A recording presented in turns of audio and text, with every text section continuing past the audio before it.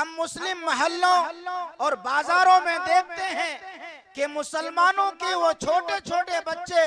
जिन्हें किसी मकतब मदरसा या जामिया की जीनत बनना चाहिए था, वो आज होटलों और सिनेमा घरों को आबाद कर रहे हैं। और हाल ये है कि आज के वालिदैन अपनी औलाद के खिलाफ मुकदमा आराई कर रही है कि हमारी औलाद नाफरमान हो रही है, हमारी औलाद वालिदैन के खिलाफ मुकदमा आराई कर रही है, न वालिदा का हक अदा करती है, न वालिद का अदब व एहतराम करती है। खुलासा यह है कि आज की औलाद